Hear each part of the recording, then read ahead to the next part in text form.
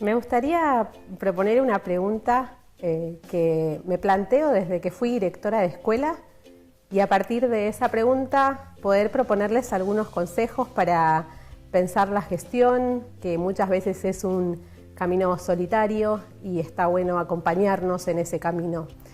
Y la pregunta que me planteo es por qué desde los equipos directivos, desde la gestión en las escuelas en general nos cuesta tanto salir de la demanda permanente y trabajar en forma reactiva, tratando de atajar todas las pelotas que el afuera nos va imponiendo, porque nos cuesta tanto poder pensar y soñar las escuelas en el mediano plazo, soñarlas, imaginarlas, salir del aquí y ahora, de la coyuntura y poder pensar más allá de eso. Creo que tiene que ver con la multiplicidad de funciones, con los tiempos que son muy escasos y todo eso lo que hace es que vayamos trabajando en pos de lo que la afuera nos impone y el riesgo de esto es que eso determine nuestra agenda. Entonces quería proponerles algunos consejos, algunas amarras, como dice el colega Blechmar, para pensar cómo hacer para no dejar caer, en ese intentar atajar todas las pelotas, no dejar caer las pelotas importantes, porque tendemos a atajar las urgentes, pero muchas veces en ese camino se caen las importantes.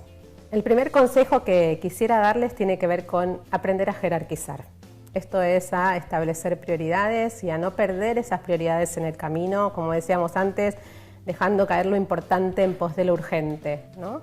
Y esto tiene que ver con, a veces, ser selectivos también frente a lo que recibimos en las escuelas. A veces decimos sí a todo. El otro día me decía una directora, a mí me cuesta decir no frente a la demanda, pero entonces pensábamos juntas, si decimos que sí a todas las demandas, algo le estamos diciendo no. Por ejemplo, lo primero que resignamos en general es la observación de clases, el acompañamiento al docente adentro de lo que pasa y acontece adentro del aula. Eso es lo primero que resignamos frente a las urgencias que se imponen. Entonces, aprender también a ver cuándo decimos sí y cuándo decimos no, qué puede esperar y qué no. Y romper un poco esta lógica acumulativa que guía todas las decisiones institucionales, que a veces suponemos que proyecto más proyecto más proyecto va a garantizar calidad y en verdad esto no es así. Y en vez de preguntarnos todo el tiempo qué más o qué agregar, a veces animarnos a preguntarnos qué menos también o qué habrá que sacar para que esto nuevo tenga lugar, qué lugar vacío habrá que dejar para que acontezca lo nuevo.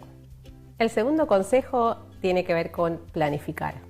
Esto no es ninguna novedad porque los docentes, los educadores estamos acostumbrados a planificar desde siempre, nos formamos planificando. Lo más difícil, desde mi perspectiva, es que esa planificación nos sirva, porque en general la planificación va por un lado y la realidad va por otro, y entonces sentimos que nunca estamos cumpliendo con esa planificación, sentimos también una cuota de frustración frente a eso, y terminamos haciendo de la planificación una carga burocrática más. Cuando la planificación lo que debiera ser es una herramienta para gestionar, algo dinámico, que nos sirva, que dé respuesta al contexto y a lo que va aconteciendo. Por eso la propuesta es aprender a planificar desde lo que necesitamos, partiendo de este contexto para darle una respuesta lo más ajustada posible.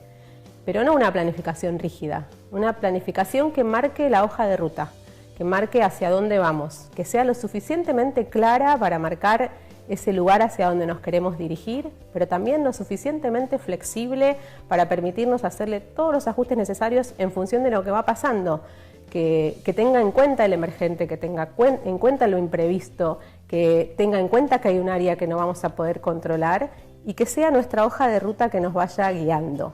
Y en este sentido me parece que tanto el plan de mejora como la agenda del director son los dos instrumentos de gestión que nos ayudan justamente a esto, a no perder el rumbo. El tercer consejo tiene que ver con aprender a abrir el juego.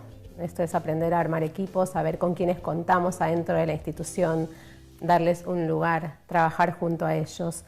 Muchas veces los equipos directivos sentimos cierta omnipotencia frente a las situaciones, como si pudiéramos resolver todo solos, cuesta pedir ayuda, cuesta decir también que algunas cosas no las sabemos, que no lo sabemos todos, como decía un director mendocino, ¿no?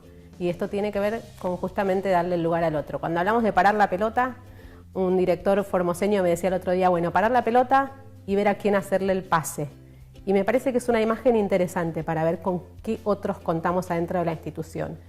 Aprender a construir equipos es algo que decimos mucho, pero cuesta implementarlo porque los equipos, dice Bernardo, no se decretan, se construyen. Y esto habla de que esto es un punto de llegada. No encontramos un equipo armado cuando entramos a una organización. Esto requiere un trabajo, requiere un hacer, una gestión para construir estos equipos. El cuarto consejo tiene mucha relación con el primero, es hacer foco. Foco en la dimensión pedagógica muchas veces postergada en el hacer del día a día. Tiene mucho que ver con las prioridades y con no perder de vista cuál es el sentido de la tarea, enseñar más y mejor, función que si nosotros como escuela no cumplimos, no cumple nadie.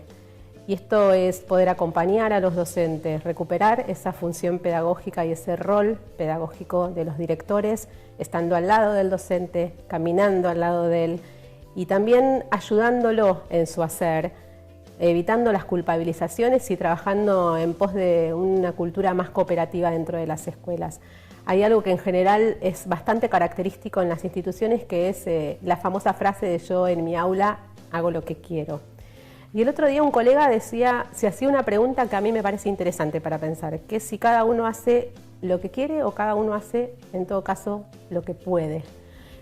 Y en esta pregunta, ahí cobra mucha relevancia nuestro rol, ¿no? Tratando de entre todos trabajar por una enseñanza cada vez mejor y para cada uno de nuestros alumnos. Y el quinto y último consejo tiene que ver con aprender a proteger los tiempos en las instituciones educativas. El tiempo es uno de los recursos más escasos que tenemos, junto con la energía. Y todo lo que ponemos en un lugar, necesariamente lo sacamos de otro. Por eso es verdad que los tiempos son muy escasos, pero también la pregunta es cómo los usamos esos tiempos. Y hacer un análisis riguroso, reflexivo, cuantificar el uso de tiempos en las escuelas, tanto el uso del tiempo en la agenda de los directivos como el uso del tiempo en el aula, y poder pensar cómo estamos aprovechando este recurso tan escaso que tenemos en las instituciones educativas. Ojalá estos consejos nos puedan ayudar a construir gestiones cada vez más proactivas, abandonando este modo de responder a las demandas todo el tiempo y recuperando las prioridades que tenemos en las escuelas. Hay una pregunta que me parece importante tener siempre presente en el hacer cotidiano, que es qué puede esperar y qué no. Y tener siempre claro que el alumno es el centro y el eje de nuestra tarea. Yo sé que no es sencillo, por eso hay como dos premisas que también me parece importante dejar claras. Una, que gestionar es complejo, es difícil y por eso es bueno acompañarnos en ese camino, muchas veces solitario, como decíamos al principio. Y la segunda, que también esto se puede aprender con el tiempo. Así que de a poquito las mejoras son graduales, las mejoras auténticas en las escuelas, las que se sostienen en el tiempo, son las que van sucediendo de a poco.